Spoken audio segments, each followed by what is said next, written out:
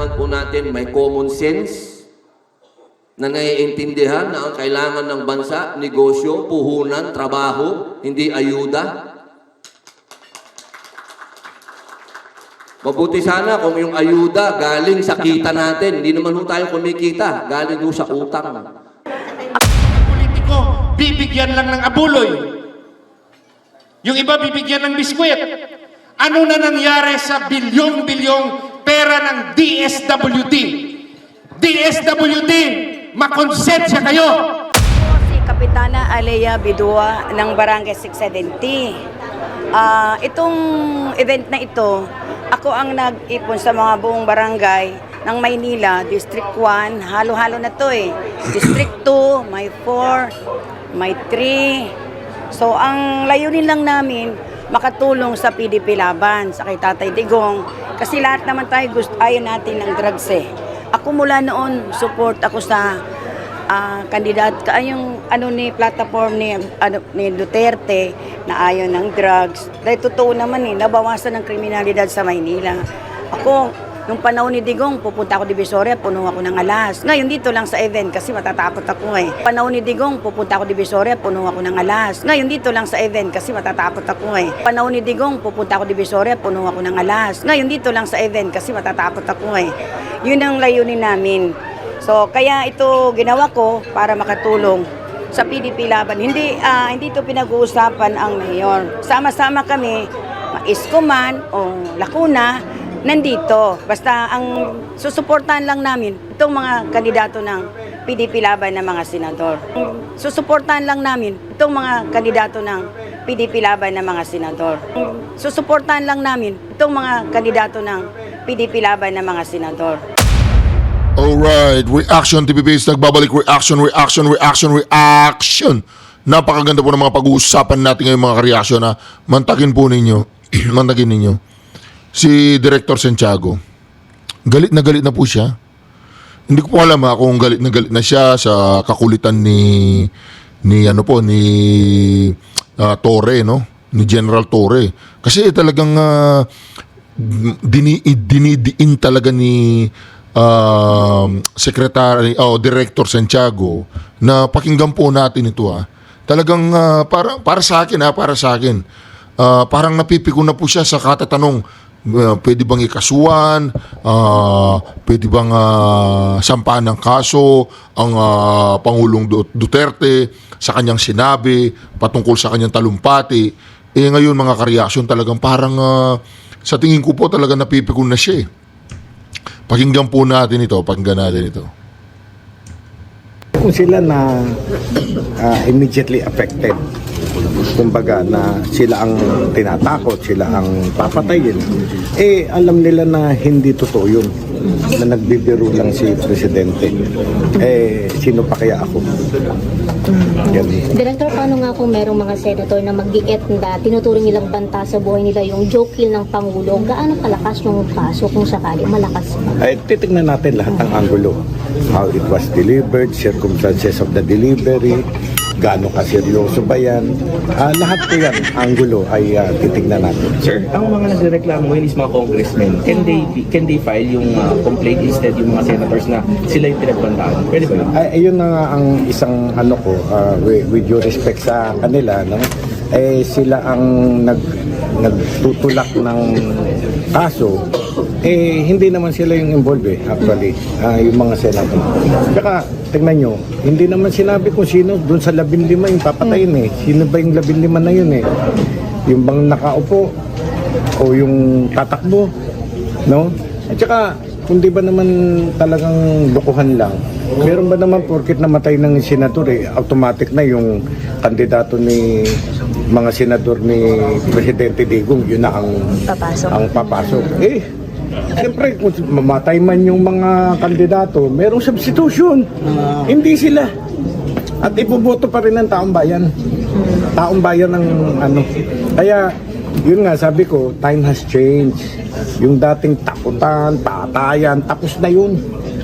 Ngayon, ang mga tao have learned. Yung mga tao ay naalam na yung tama at mali. At yung mga style ni Presidente Digong na gano'n, puro patay. Dati yun. Kumbaga sa ano, alam niyo mga tao, kumbaga sa antibiotic, na-immune na kakaganon, immune na, hindi nakakagating yun. No? Wala nang naniniwala, palagay ko. So sir, sorry, dagdag lang po. Sabi niyo sir, wala naman nabanggit na specific na pangalan. So if someone will file a case, will it hold? Kung sabihin niya na, ako yun nung tignan natin. No? Titignan natin. O yun, Torre, narinig mo yun. Yun daw sinasabi ng Pangulong Duterte, parang antibiotic. Yung parang antibiotic na na-immune na yung katawan natin, ganun. Kaya lang mga ka-reaction, Director Santiago, si Torre hindi pa siya immune. Hindi pa po siya immune dito sa mga pananalita po ni Pangulong Duterte na kung saan, mga ka-reaction, baka pag nakikita po ni Torre na gano'n na sinasabi ng Pangulong Duterte, ay parang nanginginig sa takot si Torre.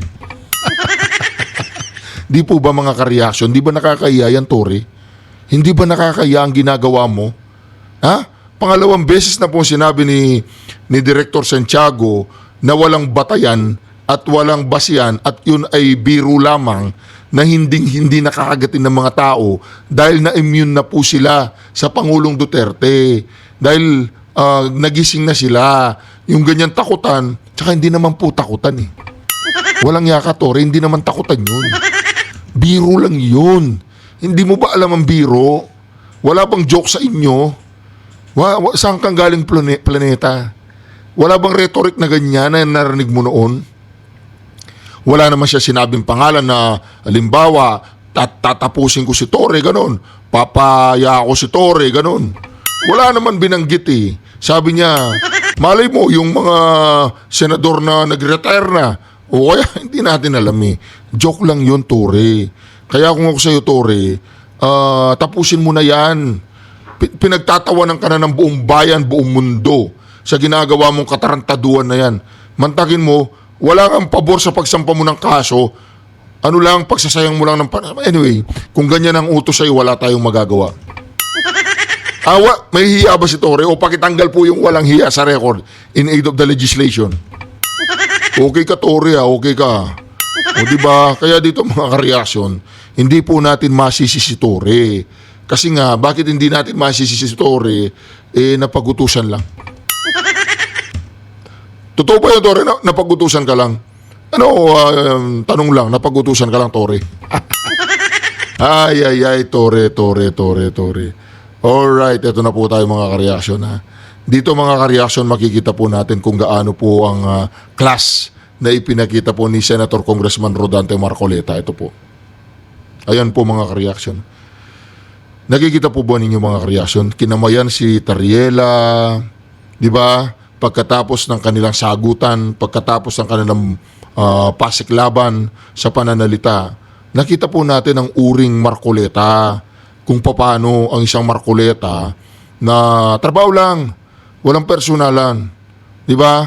Hindi usapan yan na kung sumasang-ayon ka ba sa akin, tinawag ba kitang gago, tinawag mo kung traidor o ano man, di ba? Pero nakita po natin doon talagang napaka ni Senator Congressman Marcoleta, number 1. Senator Congressman Rodante Marcoleta, number 1 po yan. Tingnan po ninyo ang kanyang. Ito po ang sagutan nila. Sample lang, alam ko narinig nyo na to. Mr. Chair, nobody has ever asked me whether you are a traitor. This was only the first time that I was asked whether you are a traitor or not. You are not even aware na sa social media sumabog yun. Nandun yung litrato mo and the claim that I am a traitor. O, diba? Dito sagutan, pagkatapos po niyan, tingnan po ninyo Senator Congressman Marcoleta, nilapitan po niya, siya po ang lumapit kay Tariela, kinamayan niya, kinausap niya, ngumiti silang dalawa. Di po ba mga ka-reaction?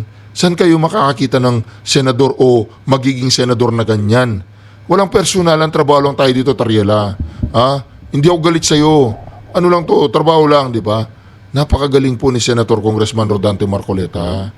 Ayan po mga ka-reaction. Nakita po ninyo, pagkatapos po ng bangayan, sabi ni Senator Congressman Rodante Marcoleta, Tariela, halika rito. linapitan pa niya, no? Halika rito. Gago ka talaga eh. Kakina yung kamay mo, kamayan kita. Hindi, joke lang yun. Mabait po, no? Napakaganda po ng pinapakita po ni Senator Congressman Rodante Marcoleta. Napakaganda po mga kareaksyon. Pero hindi po tayo makapaniwala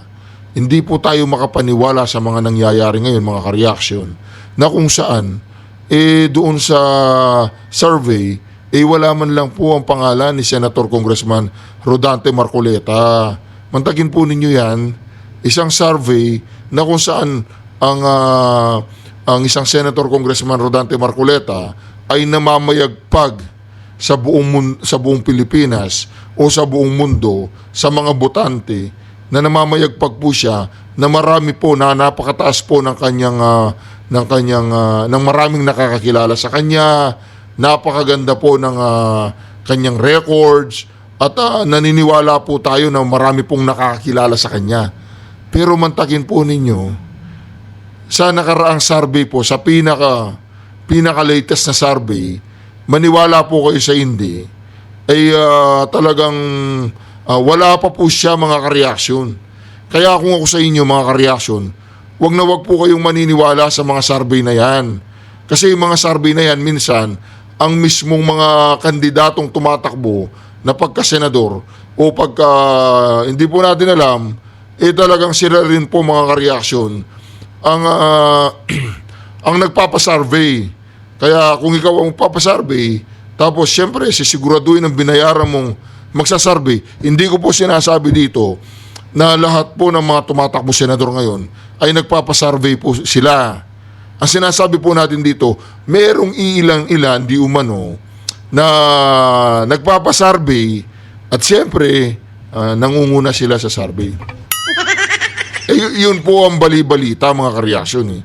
Yun ang bali-balita na, teka lang, hahanapin ko lang po Wait lang po, hahanapin ko po yung latest survey ng Tangere. Yung Tangere, naniniwala po ba kayo sa survey ng Tangere? Hindi kayo naniniwala? O kahit hindi po kayo naniniwala sa survey ng Tangere, ito po yung pinaka-latest po na survey ng Tangere. Tangere po ba ang tawag doon? Tangere. Hindi Tangere Tangere. Hindi Anak ka ng hanapin ko lang po mga kareaksyon anak ka ng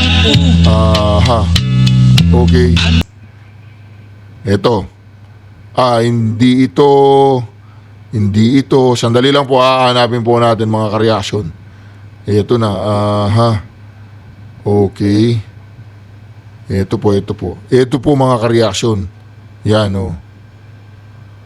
yan. Yan dalawang daw yan ang nangunguna sa survey. anak ka ng Yun po mga kareaksyon. Mantakin ninyo. Tapos, alam po natin ang nagawa po ni Senator Congressman Rodante Marcoleta, bakit wala pa rin po siya sa tinatawag na survey ng mga ito po mga kareaksyon. Yan. Sandali lang. Lalagyan po natin ng tunog. Ito po. Mantagin po ninyo yan mga kareaksyon. Mantagin ninyo. Mantagin ninyo yan. Si Senator Congressman Rodante Marcoleta hanggang ngayon wala pa. Pero lahat po ng Pilipino halos kilala siya at iboboto siya mga kareaksyon. Kaya wag po kayong maniwala sa mga survey na yan. Ito po mga kareaksyon Una sa pre-election senatorial preferential survey ng Tangere ang ilang pambato ng administrasyon. Kung sino-sino, alamin natin yan sa ulat ni Bien Manalo. Ngayong nalalapit na ang May 2025 national elections, muli na naman tayong malalagay sa isa sa pinakamahalagang pagdedesisyon sa ating buhay, ang pagpili ng mga kandidatong karapat-dapat na mamumuno sa ating bayan. Naglipa na rin ang iba't ibang survey na nagpapakita kung sino-sino ang nangunguna, umaabante at nangungulelat sa listahan. Ano naman kaya ang pulso ng ating mga kababayan at pamantayan sa mga kandidatong ihahalal? Para po sa akin, ang hinahanap ko po talaga na kandidato ay yung may mga panindigan po sa mga sinasabi nila. Si Senator Congressman Marcoleta yon. May paninindigan. May paninindigan po, di ba? Dapat po hindi po puro salita lang, dapat po nasa gawa po. Hindi puro salita, nasa gawa. Si Senator Congressman Rodante Marcoleta yan. Kailangan yung matapat, masipag, hindi hindi magnanakaw, syempre. Oo. Kailangan daw matapat, hindi sinungaling at hindi magnanakaw. Bobong Marcos, sinungaling ka ba? Magnanakaw ka ba? Tanong lang. Bobong Marcos, sinungaling ka ba? Magnanakaw ka ba? Tanong lang yan Oh, yan Tapat, masipag, hindi sinungaling at hindi magnanakaw, syempre. Sana. Oh, di ba? Matamat ka ba, Bobong Marcos? Hindi raw sinungaling, hindi magnanakaw, Bobong Marcos.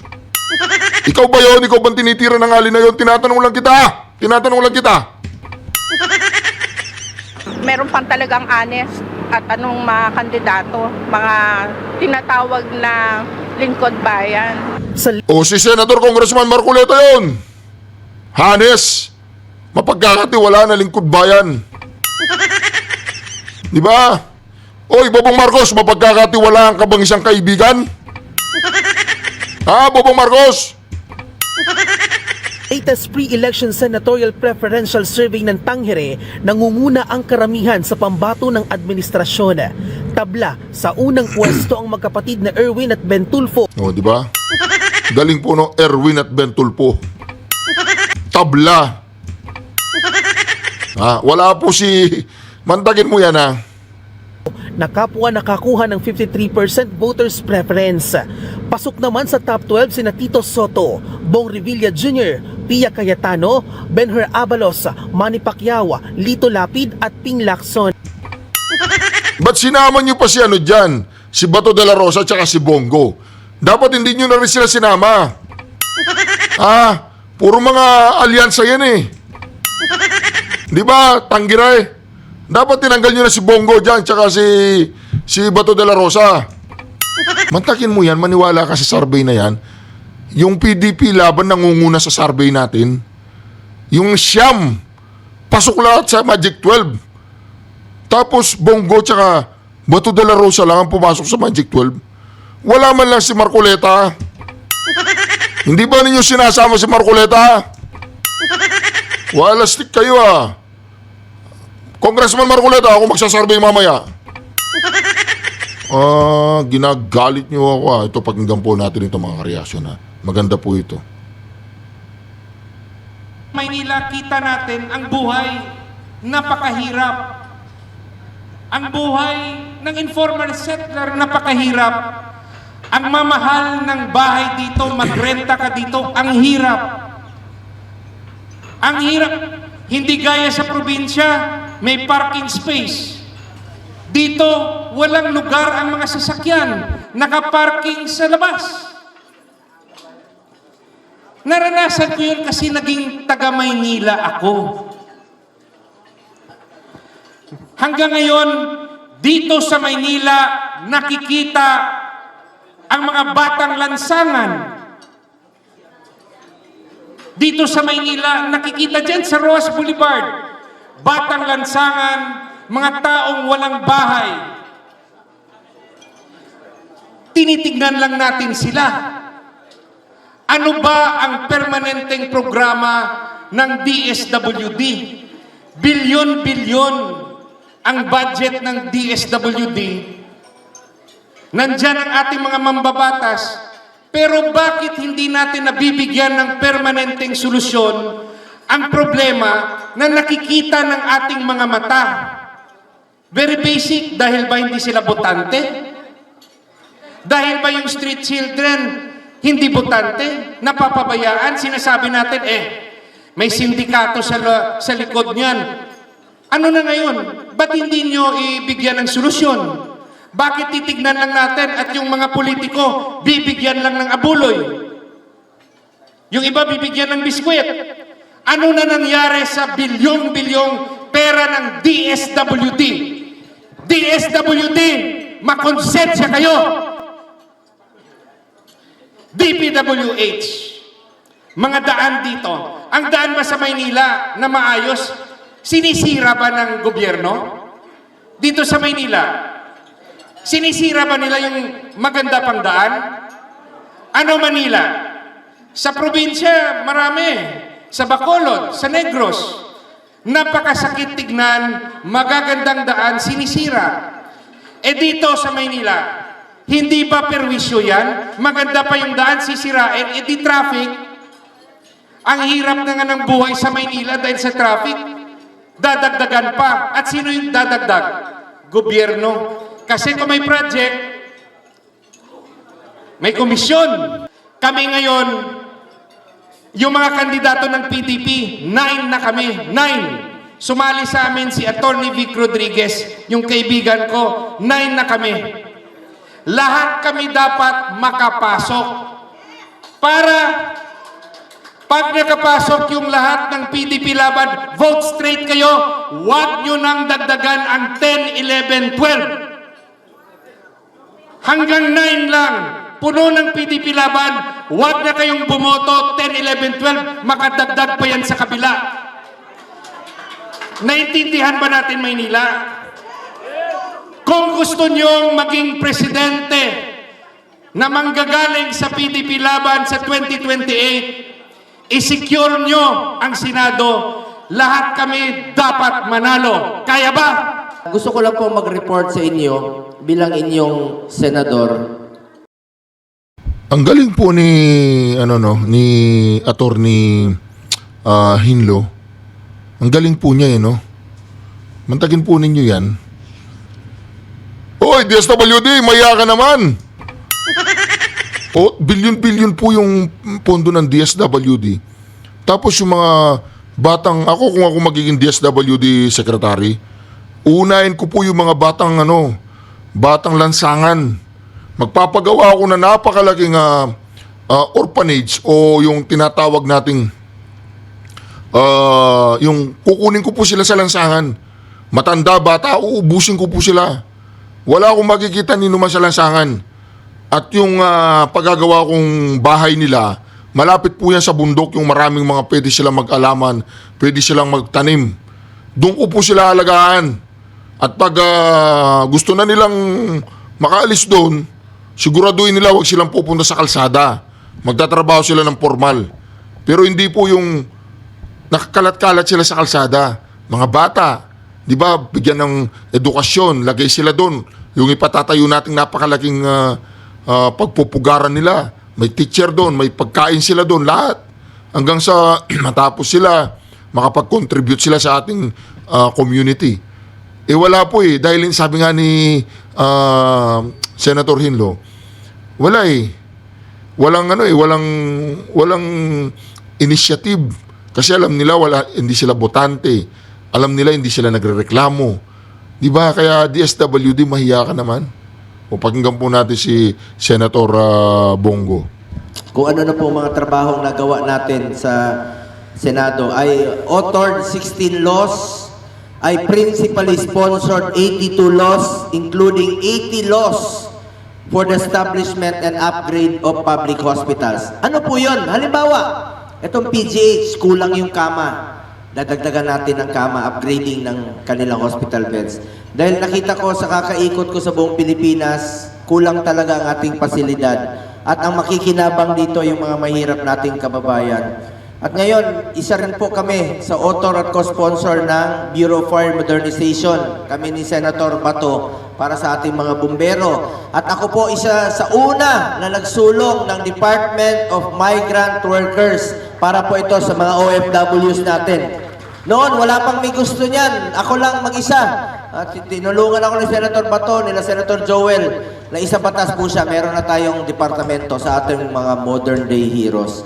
At I co-authored and co-sponsored 185 laws. Bilang chairman ng Committee on Health, 3 po ang aking naging prioridad. Malasakit centers, super health centers, at regional specialty centers. Malasakit center, meron kayong 4 na malasakit center sa Maynila, PGH, Tondo, Jose Reyes, at sa Pabella, ang inyong mga malasakit center. Anong gusto ninyo? Doon po ako dahil alam ko ang trabaho ng kapitan. Ako po galing rin sa baba. Alam nyo nung mayor pa po si Mayor Duterte ng Davao, umaga pa lang kapitan ang kaharap ko. Hanggang pag-uwi ko sa gabi, ang kapitan nandiyan sa hagdanan. Kayo po yung may dala sa lahat ng serbisyo, basic services. Kaya ang kapitan, napaka-importante. Mga kapitan, you are superstars in your own right sa inyong barangay.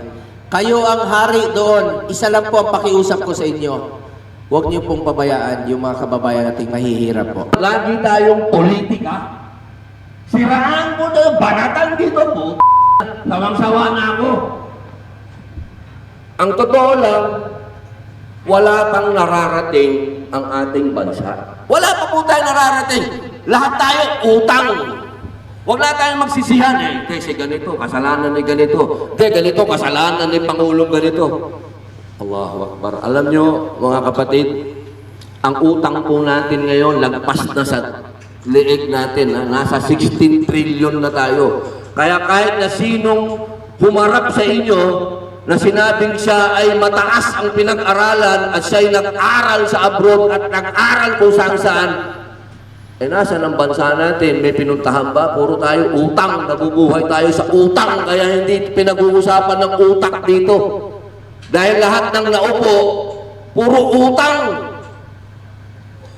Ano ngayon ang direksyon, mga kababayan ko? Ang direksyon natin, kailangan merong forma ang gobyerno natin na tama. Kasi ang problema, hindi na yung tao. Ang problema natin, yung sistema natin. Yung sistema natin, paikot-ikot, pare-parehas. Hindi ba kayo nagsasawa? Nakakasawa na ho.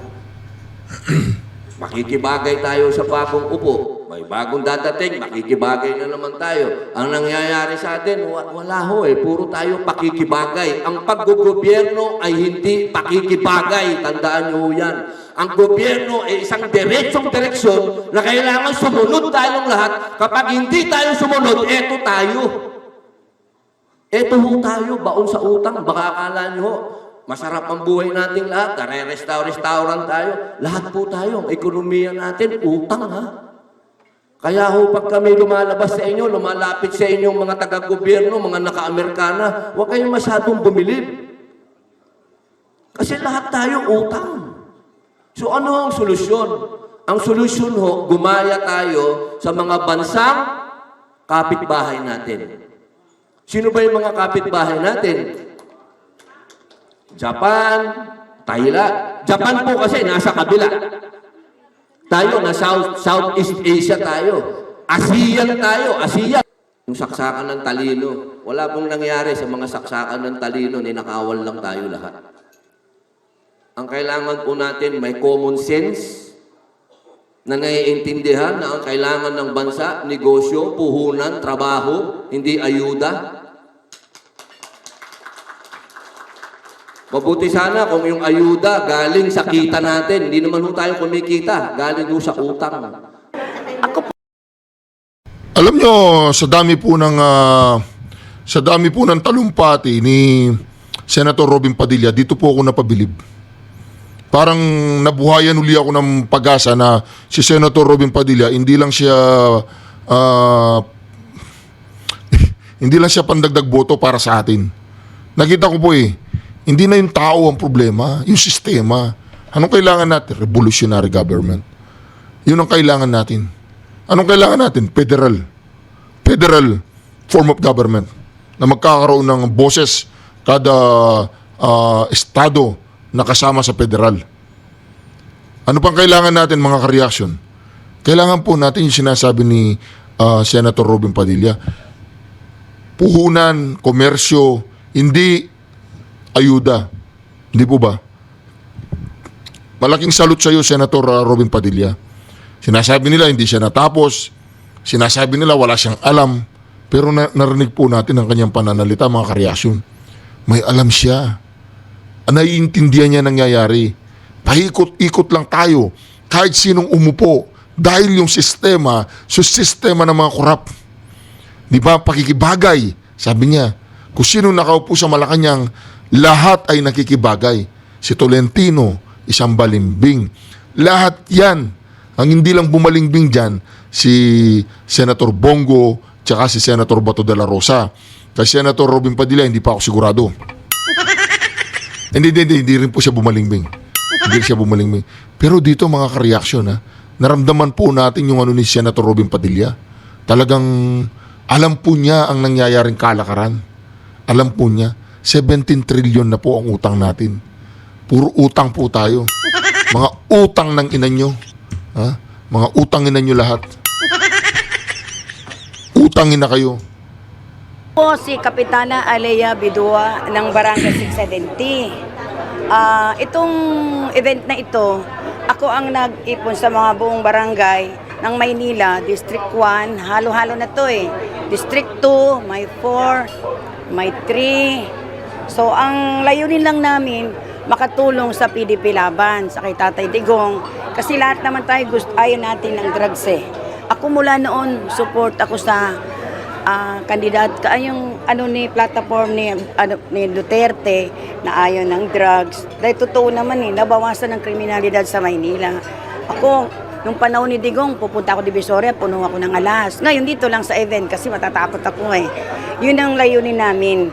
So kaya ito ginawa ko para makatulong sa PDP laban. Hindi ito pinag-uusapan ang mayor. Sama-sama kami, Isko man o Lacuna, nandito. Basta ang susuportahan lang namin itong mga kandidato ng PDP laban ng mga senador. Ano masasabi niyo, Alyansa? Ilan daw 800 na kapitan sa Maynila, ang dumating 180. Pero ang grupo daw nila napakalaki. So, hindi ako sure eh. Pakinggan po natin ulit para di ko parang ito. Ayan. Dito mo yan. Sa utang. Ako po si Kapitana Alea Bidua ng Barangay 670. Itong event na ito, ako ang nag-ipon sa mga buong barangay ng Maynila, District 1, halo-halo na to eh. District 2, may 4, may 3. So ang layunin lang namin, makatulong sa PDP laban sa kay Tatay Digong. Kasi lahat naman tayo ayaw natin ng drugs eh. Ako mula noon, support ako sa kandidat yung ni platform ni Duterte na ayaw ng drugs. Dahil totoo naman nabawasan ng kriminalidad sa Maynila. Ako, nung panahon ni Digong, pupunta ako Divisoria, puno ako ng alas. Ngayon dito lang sa event kasi matatakot ako eh. Yun ang layunin namin. So kaya ito ginawa ko para makatulong sa PDP laban. Hindi ito pinag-uusapan ang mayor. Sama-sama kami, Isko man o Lacuna, nandito. Basta ang susuportahan lang namin itong mga kandidato ng PDP laban ng mga senador. Sa tabi sa ilang mga barangay, Sir Mark, Si Robin. Ma'am? Ilang po mga kapitan yung nandito ngayon? 180. Supposed to be 700 kami lahat. 1, 2, 3, 4, 5, 6 na mga barangay kapitan ang naimbitahan ko noon sa ni Abalos. Kaso nga lang, hindi natuloy dahil sabi ng 2, 3, 4, 5, 6 na mga barangay kapitan ang naimbitahan ko noon sa ni Abalos. Kaso nga lang, basta ang susuportahan lang namin itong mga kandidato ng PDP laban ng mga senador. Sa tabi sa ilang mga barangay, Sir Mark, Si Robin. Ma'am? Ilang po mga kapitan yung nandito ngayon? 180. Supposed to be 700 kami lahat. 1, 2, 3, 4, 5, 6 na mga barangay kapitan ang naimbitahan ko noon sa ni Abalos. Kaso nga lang, hindi natuloy dahil sabi ng anak ni Abalos, maiipit daw si Senador Abalos dahil inipon ko raw ang mga magkalaban na partido. Halimbawa, kay Isko, na imbitahan ko, Lacuna na imbitahan ko. So yun yung dahilan na hindi tumuloy si Abalos, Senador Abalos. So second time. Di ba? Ibig sabihin po itong si Abalos, yung grupo po ng alyansa na yan, ayaw po talaga nila ng alyansa. Ayaw nila yung pagkakaisa. Mantagin ninyo, pinahiya po niya yung kapitanan na to. Dahil lamang dun sa yung supporter ni Isko, supporter ni Lacuna, supporter ni Bagatsing. Yung mga supporter po nila na pinagkaisa po ng alin na to para suportan yung PDP laban. Pero nung si Abalos daw hindi umano, na inipon niya katulad ng pag-ipon dito para suportan si Abalos, wala rin po, hindi po pumayag si Abalos. Di ba? Ibig sabihin, yung mga alyansa na yan, ayaw nila ng pagkakaisa. Gusto po nila pagkakagulo. Gulo-gulo, ganun. O, Abalos! Nag-invite ako, nag-confirm ako dito kay Chavit Singson. So, hindi naman natin masisisi si Senador Singson. Gawa nga ng nag-withdraw dahil nga may sakit sa puso, hindi na niya kaya. Thank you, ma'am. Welcome O, di ba? Dapat daw po, ang nag-confirm ay 700 or 800 na kapitan. So far, ang nagpakita lang is 180. 180 na mga kapitan. Pero makikita po natin doon, ang ngayon, nasusuportahan lang, malaking bagay na po yun, 180 na kapitan. Malaking bagay na po yun at ang susuportahan lang daw po nila yung mga PDP laban. PDP laban. Siguro yung iba gusto sumama, wala silang time or ayaw nilang makita sila. Pero mantakin po ninyo, PDP laban lang daw po ang kanilang susuportahan. Anyway, mga ka-reaction, sana nagustuhan po ninyo ating napakaganda reaction video na ito. Huwag po ninyong kalimutan mag-subscribe, i-like at i-share ang bawat video natin para matulungan po natin ang mga PDP laban. Kapag sinyer po niyo ang video na ito sa inyong Facebook page, sinyer ninyo para nyo na rin tinulungan ang PDP laban. Syukran. God bless you all. Duterte! Duterte! Duterte! Duterte! Duterte! Duterte!